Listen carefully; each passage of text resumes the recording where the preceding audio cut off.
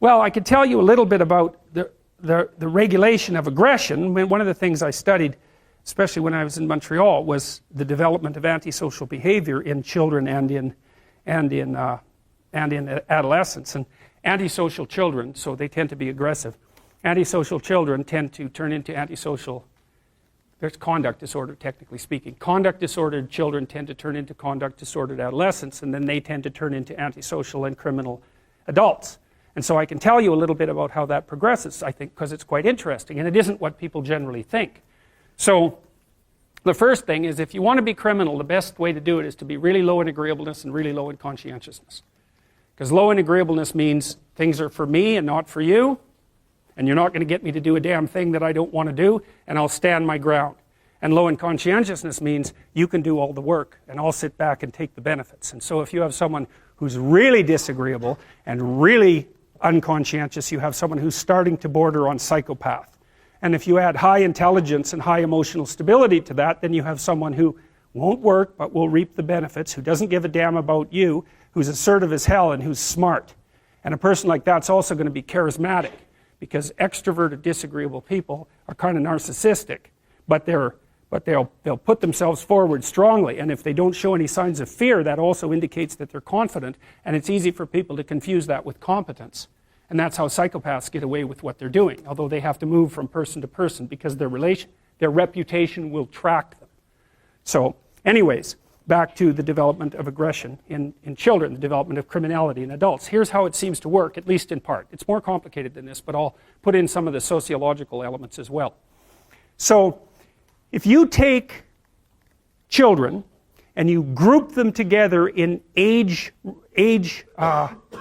groups defined by age, so let's say you have 32-year-olds, 33-year-olds, 34-year-olds, all the way up to 18.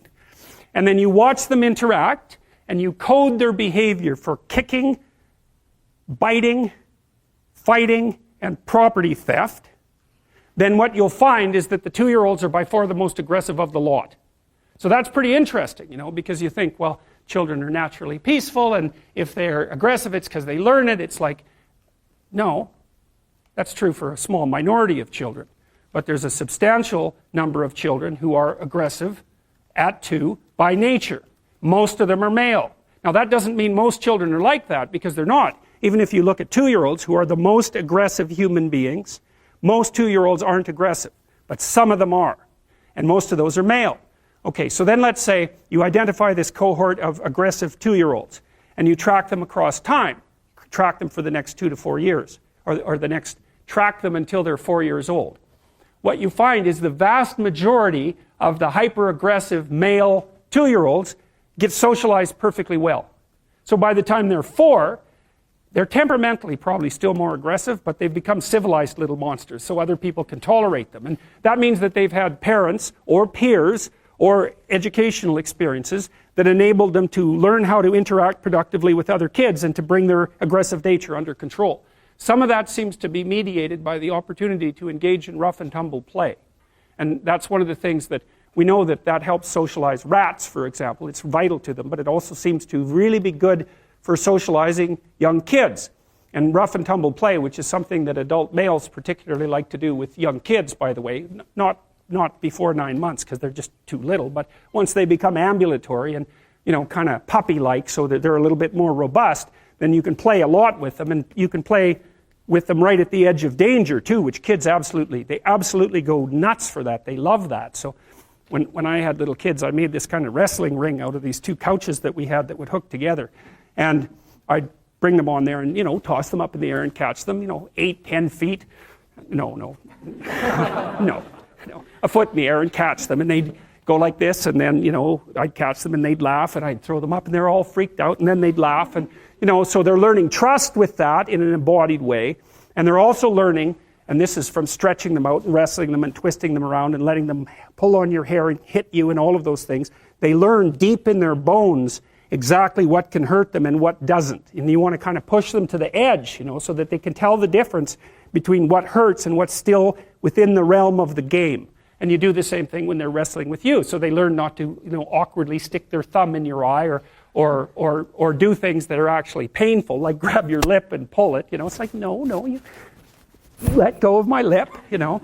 And so that seems to help regulate the aggressive impulses and help the child find a more appropriate embodiment. You could think that what you're doing in some sense when you're rough and tumble playing with kids is teaching them how to dance, because that is what you're doing. You know, you're making them comfortable in their bodies in all of its extension, and building in that kind of body fluency that you see in people who are well situated inside themselves. And so that's something to really think about, you know, and it's appalling. We know that the ability to engage in rough and tumble play among rats inhibits aggression, impulsive aggression among rats. We also know that if you deprive rats of the opportunity to engage in rough and tumble play, they show prefrontal cortical developmental deficits and manifest behaviors that are akin to attention deficit disorder, which you can then treat with Ritalin. And so one of the things that's happening with boys, because they're way more dosed with attention deficit disorder medication than girls, is that their natural proclivity to engage in robust and troublesome active play isn't appropriate for a school environment where you're just supposed to sit down and shut up, and so the kids get hyperactive. And instead of letting them out to run around until they fall over half exhausted, which is exactly what you should do, you know, you medicate them so that their exploratory systems, which are the activity of which is facilitated by the dopaminergic agonist, that's the ADHD medication, suppresses the play function. It's absolutely appalling. There's no excuse for it, you know. But it's a good indictment of the education system, because why in the world would you take 6-year-old kids and get them to sit without moving for 5 hours? Unless you want them to grow up fat and stupid, why in the world would you train them to do that? Well, it's easier. That's one thing, you know. And when they're sitting there, there's nothing disruptive about the rough and tumble play, and that can be quite, you know, play can be quite disruptive. So anyways, most of these kids are reasonably well socialized by the time they're the age of 4, using one mechanism or another. They learn how to regulate their aggression, and they learn how to engage in fictional play structures with other kids. They learn how to cooperate and compete. And the advantage to having a well-socialized, disagreeable person is that they really don't let much get in their way. So if you can get a kid who's disagreeable socialized, that person can be quite the creature, you know, because they're very forward-moving in their nature and very difficult to stop. But if you don't get them successfully domesticated, tamed, roughly speaking, by the time they're 4, their peers reject them. And that's a big problem, because your job as a parent is to make your child socially desirable by the age of 4. Like you want to burn that into your brain, because people don't know that. That's your job. And here's why. It's easy if you think about it carefully. So you imagine you've got a 3-year-old child, so sort of halfway through that initial period of socialization, and you take that child out in public. Okay, what do you want for the child? Who cares about you? What do you want for the child? You want the child to be able to interact with other children and adults so that the children are welcoming and smile and want to play with him or her, and so the adults are happy to see the child and treat him or her properly. And if your child's a horrible little monster because you're afraid of disciplining them, or you don't know how to do that properly, then what they're going to do is they're going to experience nothing but rejection from other children and false smiles from other parents and adults. And so then you're throwing the child out there into a world where every single face that they see is either hostile or lying. And that's not something that's going to be particularly conducive to the mental health or the well-being of your child.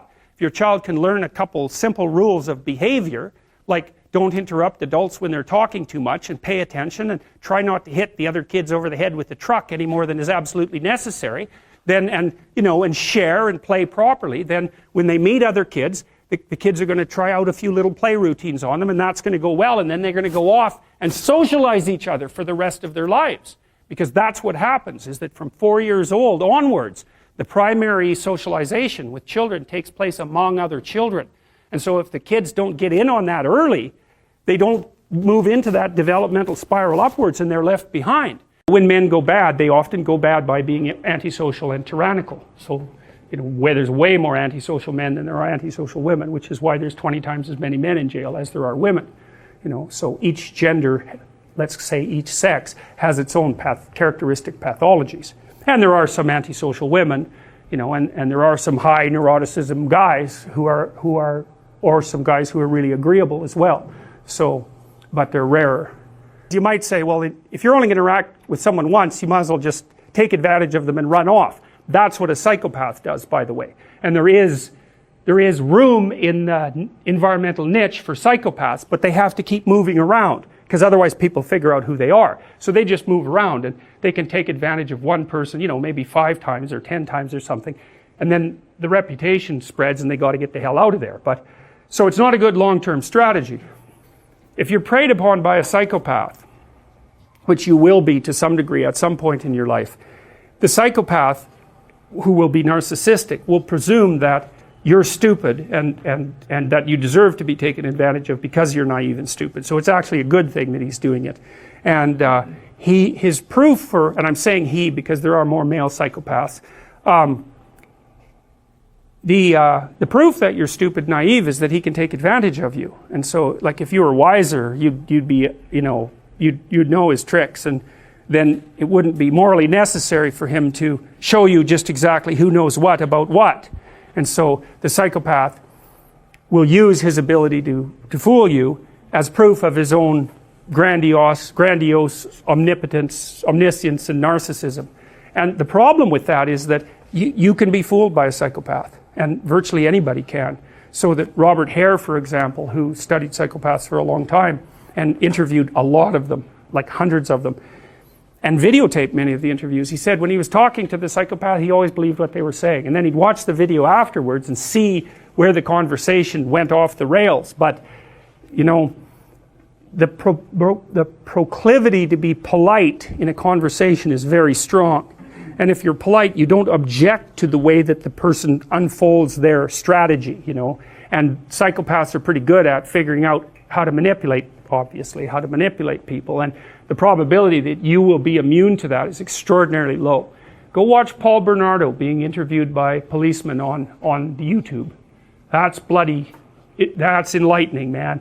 Paul Bernardo, he's like the CEO of a meeting in that video, you know. He gives the cops hell, he gives the lawyers hell, he protests his innocence. He basically tells them that they're rude and untrustworthy because they don't trust him because he did a few little things 17 years ago. But he basically goes, well, you know, that's a long time ago. It's like, we're past that, aren't we? I mean, I'm having a discussion with you. I'm trying to help you solve some crimes, which, by the way, I committed, but we won't bring that up. You know, and you're accusing me of being a liar. Like, you're not playing fair. What's up with you?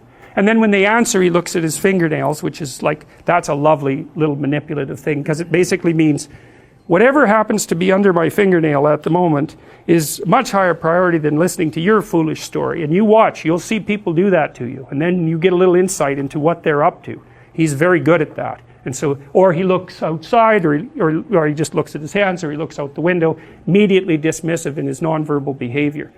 It's brilliant. The courts were forced to release that, by the way. But look it up, Paul Bernardo on YouTube. Wow, it's just mind-boggling. He's so good at what he does. And he's good-looking, and he's charismatic, and, you know, he can really pull it off. And you can't tell what's happening with the cops and the lawyers, whether they're just letting him play as a routine to get some information from him, or whether he's actually setting them back on his heels. And I suspect it's a bit of both. But it's masterful performance. If you didn't know who he was, and you were watching it without the audio, you'd think he's the CEO of some company giving his employees hell for not being up to scratch.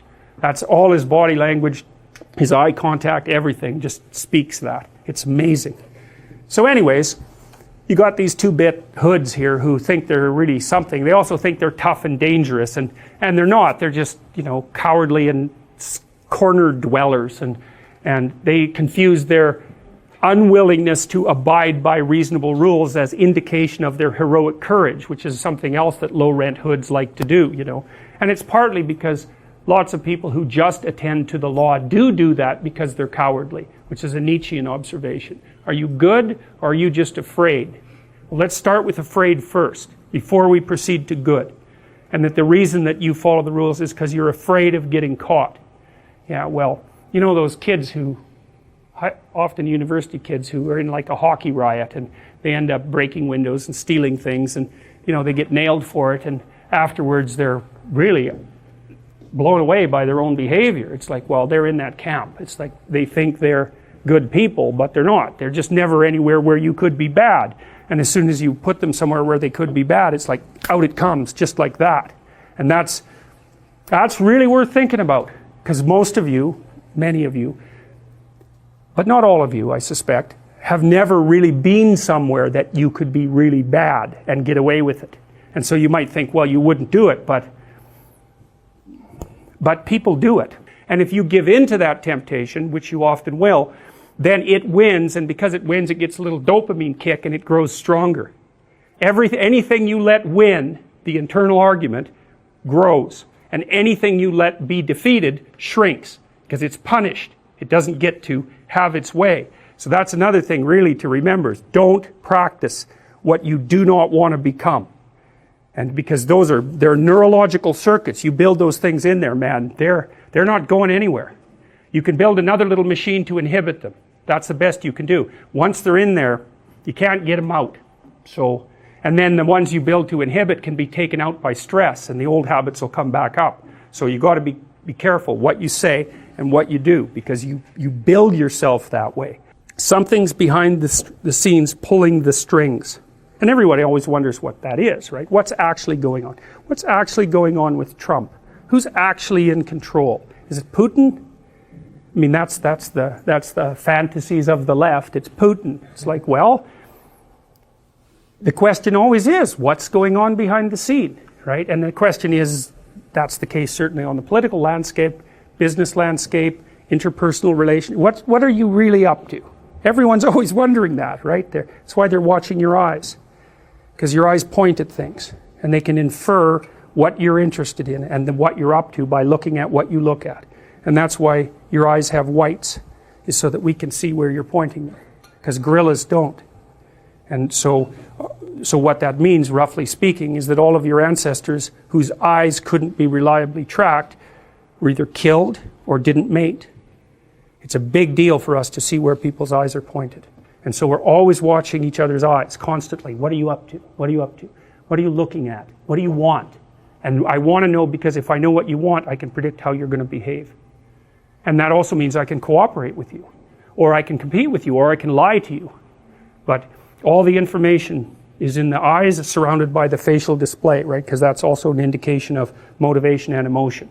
And so our eyes are so good at that for you guys sitting there in the back, I can tell if you're looking at my eyes or at my chin. And the deviation in your eyes is so tiny that it's a kind of miracle that we're capable of making that perceptual observation. It's really important to us. One of the things that was really big, and it's probably even worse now, when I was a parent of young children, was to teach your kids how to be afraid of strangers. It's like, no, wrong. That is not what you teach them. Because all you do is teach them then to be timid and fearful, and the real predatory types, they're pretty much thrilled about that, because you'll also make them sheltered and naive. So that isn't, you make your kids courageous and you get their damn eyes open, and that's the best thing you can do to protect them against people who are truly dangerous. So none of that terrifying them. And then with regards to your partner, here's something to think about with regards to roles. So my wife and I have had this discussion many times, and one of the discussions is, well, how are we to treat each other in public? And it isn't, her name is Tammy, the discussion isn't how should Jordan treat Tammy in public, or how should Tammy treat Jordan. That's not the discussion. This isn't personal. It's how should a wife treat her husband, and how should a husband treat his wife. It's impersonal. And it's partly, you don't put your partner down in public. Why? Well, it's not because you're hurting that person's feelings. That's not why. It's that you're denigrating the relationship that you are in voluntarily. And some of the most painful days I've ever spent, one in particular I spent with a group of men who had been in therapy for their marriage, and who bloody well needed it, I can tell you that. And they spent their whole day complaining about their wives. Like, it just made me sweat the whole day. I thought, I can't believe I'm here with you guys. I can't tell you why I was. It's just, it was just happenstance more than anything. And I thought, how can you be so damn dumb? It's like, it's certainly possible that you married barbarian witches.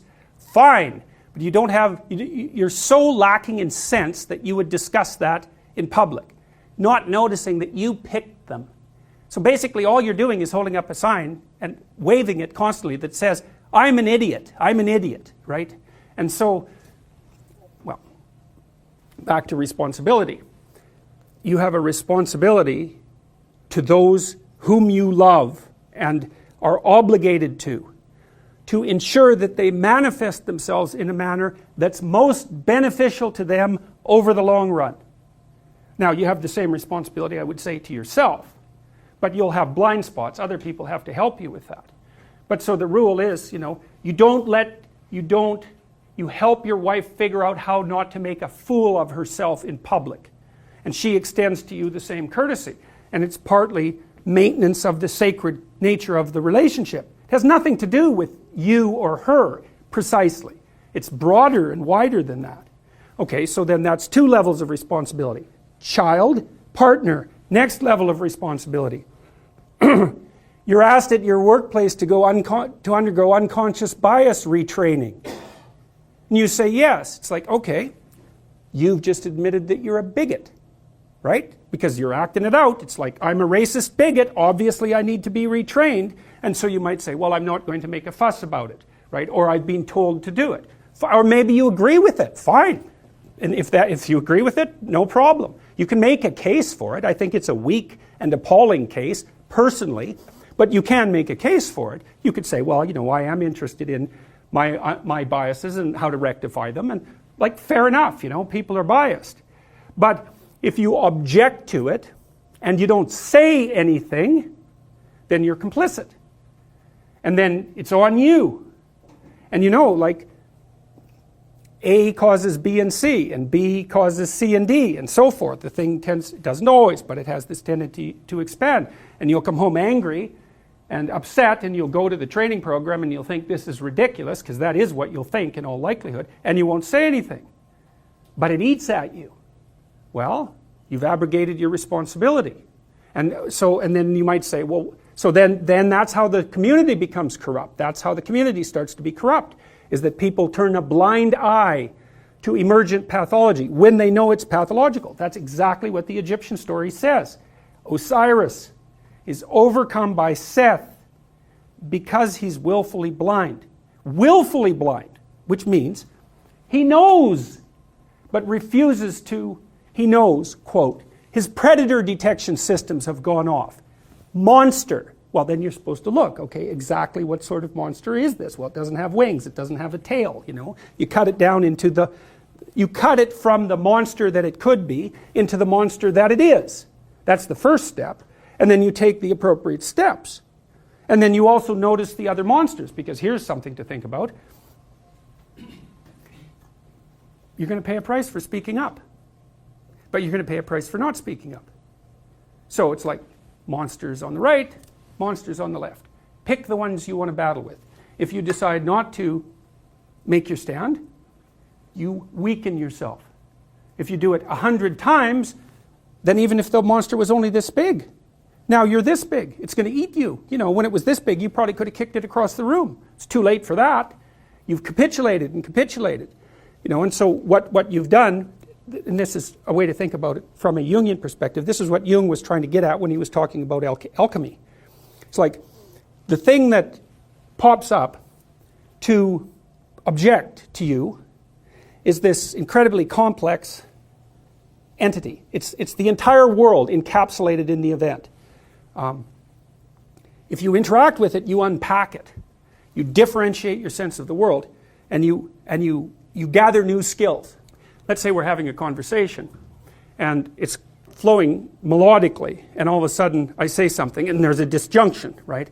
You're offended by it. There's some negative emotion that comes up, or maybe I've said something to impress you or to be arrogant, and you respond badly. It's like we've got this melodic thing going on. It's a consensual frame, and something pokes itself up to put a disjunction in the conversation. It's like, well, that's where the information is. It's like something went wrong. Something didn't work out. I'm not looking at the world properly, or I don't know you well enough, or as well as I thought. There's something there, and if I have any sense, I'm going to focus my attention on that. Like, not obsessively or anything like that, but that's where all the information is. Because as long as what we're doing is working, then we both know enough already. As soon as what we're doing together isn't working, then that's instant evidence that there's something about us that needs to be updated. And you might think, well, that's a terrible thing. And the answer is yes, of course it is. It's a terrible thing. But it's also the thing, and this is the next stage of the development of this, let's call it universal morality. It's like the universal morality might be found in the answer to the question, what should you do when you make a mistake?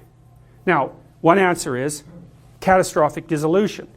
That's a collapse into chaos. Well, no one is going to pick that voluntarily. Let's put it that way.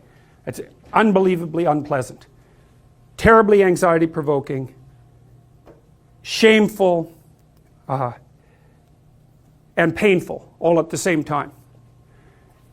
Worse, it can mean the absence of positive emotion, because if you really collapse into chaos, not only are you overwhelmed by negative emotion, but the positive emotion system shut off, and that's what happens to someone who's extraordinarily depressed and also hyper anxious at the same time. Not only are they suffering from an excess of negative emotion, but they've got no incentive movement forward whatsoever. Okay, so that's not an optimal solution because it takes you out.